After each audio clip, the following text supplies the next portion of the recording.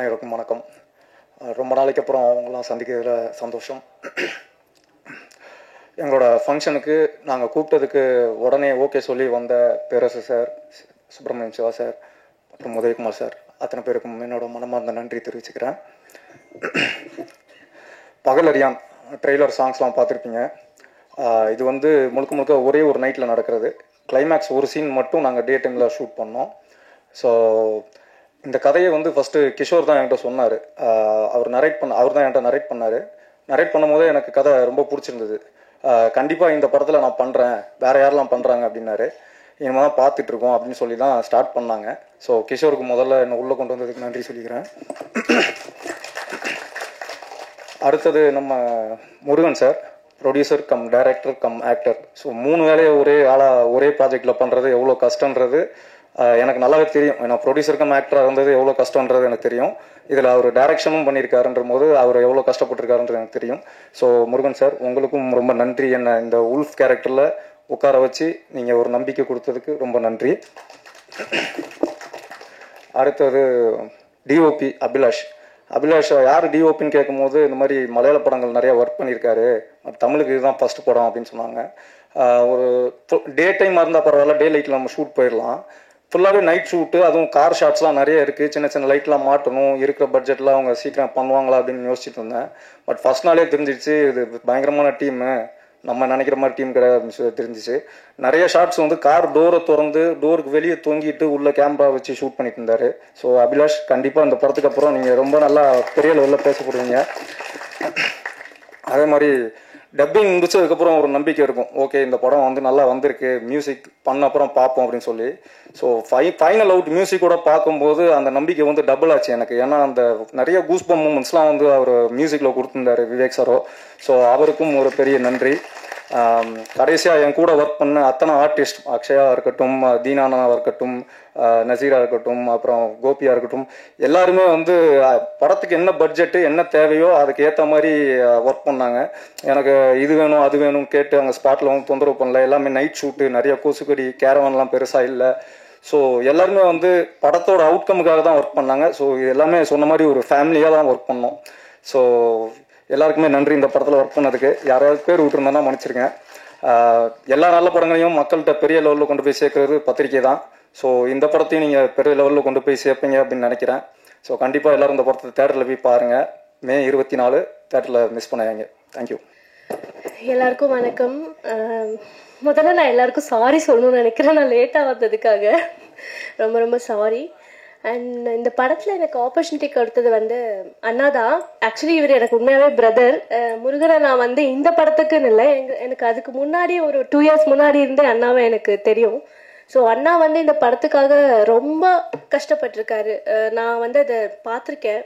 Shooting ஸ்பாட்டில் ஒரு ஹீரோயினாகவும் இல்லாமல் அவர் எவ்வளோ ஹார்ட் ஒர்க் பண்ணி இந்த படத்தை ரிலீஸ் பண்ண போகிறாரு அப்படின்றது எல்லாமே எனக்கு பர்சனலாக நிறையாவே தெரியும். ப்ரொஃபஷ்னலாக தெரியுறதை விட அண்ணாவோட பர்சனலாகவே எனக்கு அண்ணாவை ரொம்ப தெரியும். அண்ட் இந்த படத்தை முடிக்கிறதுக்கு எல்லாருமே ரொம்ப ஹார்ட் ஒர்க் போட்டிருக்காங்க. டிரெக்ஷன் டீம்லாம் நைட் ஃபுல்லாக, இது நைட் ஸ்டோரின்றதுனால ஃபுல் மிட் நைட் ஷூட் தான் போச்சு. அதுவும் வின்டரில் தான் போச்சு. அண்ட் எல்லாருமே ரொம்ப ஹார்ட் ஒர்க் பண்ணியிருக்காங்க இந்த படத்தில். டைரக்ஷன் டீம் ஆகட்டும், ப்ரொடக்ஷன் சைடில். எனக்கு படம் இது ஷூட் பண்ணி ஒரு 1.5 year ஆயிடுச்சு. ஸோ இங்கே நிறைய பேரோட பேர்கள் எனக்கு மறந்துருக்கலாம், ஆனால் எனக்கு எல்லாரோட ஃபேஸ் ஞாபகம் இருக்குது. ஸோ எல்லாருமே இங்கே எல்லாருமே ரொம்ப ஹார்ட் ஒர்க் பண்ணியிருக்காங்க. அண்ட் நிறையா பேர் ஸ்டேஜில் இல்லை, கீழேயும் இருக்காங்க. ஸோ எல்லாருமே இந்த படத்தில் ரொம்ப ஹார்ட் ஒர்க் பண்ணியிருக்காங்க. எல்லாருக்கும் என்னோட கங்க்ராச்சுலேஷன்ஸ். அண்ட் முக்கியமாக ஒரு ஆளை பற்றி சொல்லி ஆகணும், வெற்றி சார். விவேக் சரவணா சொன்ன மாதிரி இந்த படம் ஒரு டிஃப்ரெண்ட்டான ஒரு எக்ஸ்பெரிமெண்டல் மூவியாக இருக்கும். இது வரைக்கும் சார் அப்படி பார்க்காதவங்க இந்த மூவியில் அவரை கொஞ்சம் டிஃப்ரெண்ட்டாக பார்க்கலாம். ஸோ அந்த மாதிரி நல்லா பண்ணியிருக்காங்க.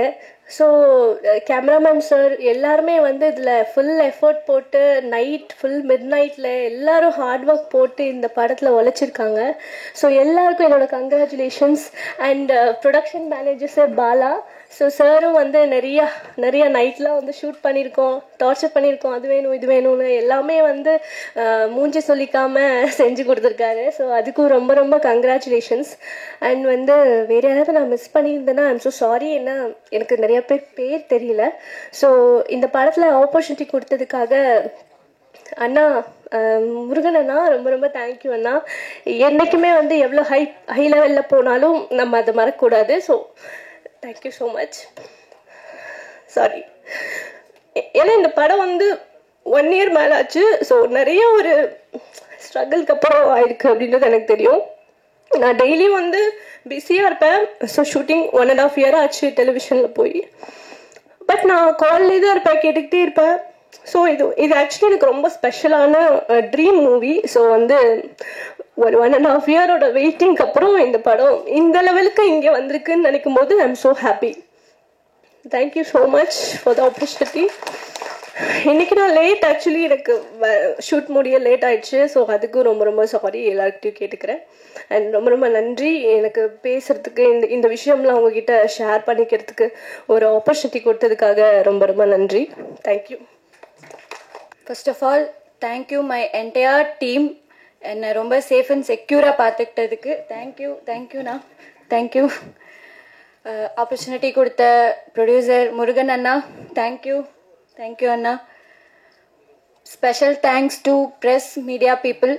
உங்கள் சப்போர்ட் அண்ட் லவ் எப்போவுமே வேணும். படம் பாருங்கள், கண்டிப்பாக பிடிக்கும். Thank you so much. என்ன பேசுறதுன்னு தெரில, சாரி. தேங்க்யூ, பாய்.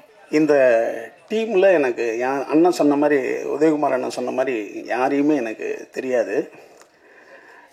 நேற்று வந்து வேல்முருகன் எனக்கு ஒரு கேமரா நண்பர் இருக்கார். அவர் வந்து முருகனை பற்றி சொன்னார். இந்த மாதிரி ஒரு ஆடியோ ரிலீஸ் இருக்குன்னு வரணும், அது ஒரு பகலறியான்னுட்டு. சரின்ட்டு அவர் வேல்முருகன் எனக்கு ரொம்ப நிறைய நெருங்கிய நண்பர் அந்த கேமராமேனு. சரி அவர் சொல்கிறாருன்ட்டு தான் நான் அண்ணன் உதயகுமாரன் சொன்ன மாதிரி அவர் என்னை பார்க்கறதுங்கிறது, நான் என்னை யார் சந்திக்க வந்தாலும் சரவண பவனில் போய் காஃபி வாங்கி கொடுப்பேன், கொடுத்துட்டு தான் நான் பேசுவேன். அதனால் நான் வந்து சரவண பவனை வர சொன்னேன். அப்போ இவங்க வந்தாங்க. ஆனால் நேற்று அவங்க தான் எனக்கு வாங்கி தந்தாங்க. அப்படி தான் ஒரு சந்திப்பவுடைய என்னை ஒரு சந்திக்கணும்னு இல்லை, ஒரு மரியாதை நிமித்தமாக வந்து சந்தித்தார். அப்புறம் அவரை நான் கேட்டேன், நீங்கள் யாருங்க அப்படின்னேன். அவர் வந்து ஒரு 15 வருடமாக இந்த முருகன் வந்து இயக்குனர், ஒரு தயாரிப்பாளரில் ஒருத்தர், ஒரு ஹீரோவில் ஒருத்தராக நடிச்சிருக்காருன்னு நினைக்கிறேன். ஒரு 15 வருஷமாக சாலிகிராமம், கோடம்பாக்கம், வடபழனியில் நடிகராக அலைந்தவர் அவர் அப்படின்னு சொன்னார் என்கிட்ட. ஏன்னா எனக்கு தெரிஞ்சு 20-25 வருஷமெல்லாம் 20 வருஷமாக இந்த வடபழனி, கோடம்பாக்கம், இந்த சாலிகிராமம் ரோடுகள் அலைகிற எத்தனையோ நடிகர்களை நான் பார்த்துருக்கேன். அதே நிலையில் 20 வருஷமா அதே நிலையில் அலைஞ்சிக்கிட்டு இருக்கான். என்ன ஒரு கனவுகளை சுமந்துக்கிட்டு அலைகிற அந்த சோகம் இருக்க பயங்கரமானது. ஆனால் இவர் ஒரு 15 வருஷம் நடிகராக முயற்சி செஞ்சு அதுக்கு பிறகு பார்த்துருக்காரு, எவனும் வாய்ப்பு தர மாட்டான், நம்மளே நடித்து தயாரித்து டைரக்ட் பண்ணிடலான்னு முடிவு பண்ணி திருப்பூரில் போய் லெக்கின்ஸ், அவர் சொன்னது லெக்கின்ஸ் ரெடி பண்ணுற அந்த ஃபேக்ட்ரி மாதிரி நான் ஒன்று வச்சுருக்கேன்னே, அதில் கொஞ்சம் சம்பாரித்து இந்த படத்தை நானே எடுத்தேன், அதுக்கு 2 பேர் உதவி செஞ்சாங்க அப்படின்னாரு. எனக்கு வந்து ஒரு கனவை அடையிறதுக்கு ஒருத்தவங்க எடுக்கிற முயற்சி வந்து சிறப்பானது, உயர்வானது. அடுத்தவங்களை எதுக்கு நம்பணும், நம்மளே நம்ம ரெடி பண்ணிக்கோன்றது இருக்கு இல்லையா. சில்வஸ்டர் ஸ்டாலன்லேருந்து புருசிலிருந்து இந்த மாதிரி பல கலைஞர்கள் அவங்களே அவங்கள உருவாக்கிக்கிட்ட பெரிய வரலாறு இருக்கு. குறிப்பாக இதில் பார்த்தீங்கன்னா இது ஒரே இரவில் எடுத்த கதைன்னு சொன்னார். அதுக்கு பிறகு நான் எப்படிப்பா நீ வெற்றியை பிடிச்சேன்னு, ஏன்னா அவர் வெற்றி வந்து கொஞ்சம் டிஃப்ரெண்ட்டான படம் தான் பண்ணுறவர். அதுவும் இவர் வந்து யார்கிட்டையும் எனக்கு தெரிஞ்சு ஒர்க் பண்ணாமல் இருக்காரு. இவர் ஒரு கதையை கன்வின்ஸ் பண்ணியிருக்காருன்னா அந்த கதை பேர் இருக்கு, அந்த ஒரு நல்ல சிறப்பான கதையை வெற்றி தேர்ந்தெடுக்கிறோம் இல்லையா. அப்படி ஒரு சிறந்த கதையை தேர்ந்தெடுத்து அண்ணன் உதயகுமாரன் சொன்ன மாதிரி ஒரு புதிய டீமோட பயணிக்கிற வெற்றிக்கு வாழ்த்துக்கள். இந்த மாதிரி நிறைய பேரை நீங்க உருவாக்குங்க. ஏன்னா யாரு உருவாக்குகிறானோ அவன் வந்து குரு ஆயிடும். அவனுக்கு வயசுலாம் தேவையில்லை, அவன் குரு. அப்ப நீங்க உருவாக்கி கொண்டே இருங்க. அது வந்து மிகச்சிறந்தது. உங்க வாழ்க்கையினுடைய எப்போதும் எம்ஜிஆர் சொல்ற மாதிரி ஒருத்தன் 100 வயசு 200 வருஷம் வாழ்றான்னா அவன் உயிரோட இருக்கிறது வாழ்றது கிடையாது. இறந்த பிறகும் பல பேர் வாழ்வான்ல, அதுதான் முக்கியம். அந்த ஒரு அப்படி ஒரு உருவாக்கத்தை நம்ம இந்த உலகத்துக்கும் சமுதாயத்துக்கும் உண்டு பண்ணிட்டு போகணும், எடுத்துக்காட்டா இருக்கணும். அடுத்தது அண்ணன் உதயகுமார் சொன்னார், அவரே எல்லாத்தையும் பேசிட்டு போயிட்டாரு. இந்த பாப்பா அந்த பொண்ணை அழிச்சு பாருங்க, அது ரொம்ப முக்கியமான தருணங்க. என்னன்னா ஒரு படத்தில் ஒர்க் பண்ணவன் அந்த கண்ணீர் விடுறது இருக்குல்ல, கண்ணீர் குழந்தைகள் தான் விட்டுருவாங்க. அடிக்கடி கண்ணீர் அழுதுகிட்டே இருக்குங்க குழந்தைங்க. நம்மளாம் எப்போ அழுதோம் நினைச்சு பாருங்களேன். நம்ம ஒரு 25 வயதான பிறகு எப்போ அழுதோம்? அழுவ மாட்டோம், கண்ணீரே வராது. ஏன்னா கண்ணீர் என்பது இறைவனுக்கு சமமானது. ஒரு கண்ணீர் துளி புறக்கணிக்கப்படும் போது ஒரு தாய் மரணம் அடைகிறார்ன்றான். அந்த கண்ணீரை நம்ம கவனிக்கலன்னு வச்சுங்களேன், ஒரு தாய் செத்து போயிட்டா. அப்படி ஒரு அழகான ஒரு கண்ணீர் அது. அந்த பொண்ணுக்காவது இந்த படம் மிகச்சிறந்த வெற்றி அடையணும். ஏன்னா அப்படி ஒரு தருணம்லாம் நம்மளுக்கு கிடைக்காது. நான் எப்போ அழுதேன் தெரியல, அப்படி நம்ம பார்க்கணும். அடுத்தது யாரும் தெரியலன்னு இங்கே வந்தால் தான் பிஆர்ஓ திருமுருகன் நான் தானே பிஆர்ஓன்னா தம்பி. அடுத்து இந்த பாப்பா என்கிட்ட சொல்லிச்சு, எனக்கு தெரியலையா சார் இருந்துச்சு, தெரியலமான்னேன். இந்த வினுப்பிரியா அதான் அசுரன்ல எனக்கு பொண்ணா நடிச்சுதான். உண்மையானே நான் மறந்துட்டேம்மா, என்னை மன்னிச்சுக்க. ஏன்னா நான் அதுக்கு பிறகு இப்போதான் பார்க்குறேன்னு நினைக்கிறேன். அதே போல் இந்த படத்தினுடைய கேமராமேன் அபிலேஷ், அடுத்தது விவேக், எடிட்டரு, இவங்க எல்லாம் புதியவர்கள் இருக்காங்க. எப்போதுமே ஒரு புதிய தலைமுறை தான் எந்த ஒரு தொழிலையும் மாபெரும் மாற்றத்தை உண்டு பண்ணும்.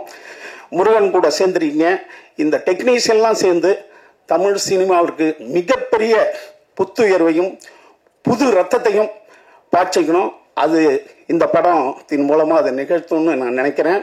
அடுத்தது என்னன்னா, இப்போ தமிழ் சினிமாவில் நான் நிறைய பேரை சந்திப்பேன், கொஞ்சம் பெரிய ஆட்கள்லாம் சந்திப்பேன். என்னப்பா ஒரே இந்த ரவுடிங்க படம் எடுக்கிறீங்கப்பா, அந்த ரவுடிங்க வேற பணக்கார பசங்க பொண்ணையே காதலிக்குதுங்க.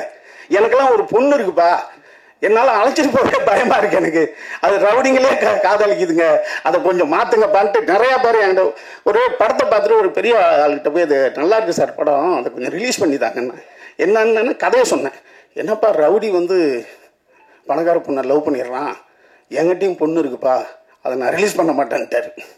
இந்த மாதிரியான படங்களை நிறைய நம்ம பண்ணிக்கிட்டே இருக்கும்போது அதனால நான் படத்துக்கே போக மாட்டேன்றாரு அவர். இப்படி ஒரு பிரச்சனையை என்கிட்ட புதுசாக சொன்னார் ஒரு வாரத்துக்கு முன்னாடி. அதே போல் இந்த ரவுடிகளை எல்லாம் ஹீரோ ஆக்கினது மார்டின் ஸ்கார்சிஸ்ன்னு ஒருத்தர் தான். அதுக்கு முன்னாடி ஹாலிவுட்டு ஐரோப்பிய படங்களும் ஒரு ஹீரோன்றவன் நல்லவனாக இருப்பான், அந்த சமுதாயத்தினுடைய மிகச்சிறந்தவனாக இருப்பான். அப்படிதான் ஹாலிவுட்டு இதெல்லாம் வரும், எல்லா வெளிநாட்டு படங்களும். மார்டின் ஸ்கார்சிஸ் தான் முதல்ல ரவுடிகளுக்கு ஹீரோ ஆக்குறாரு. அவர் ஆரம்பிச்சு வச்சதுதான் இது. ஆனால் அதில் ஒரு சுவாரஸ்யம் இருக்கு. திருடர்கள் ரவுடிகள்லாம் கதாநாயகர்கள் ஆகும்போது ரொம்ப நல்லா தான் இருக்கு. அப்படி இந்த படமும் மிகச்சிறந்த படமாக இருக்கும், நல்ல படமாக இருக்கும். என்னுடைய வாழ்த்துக்கள், நன்றி.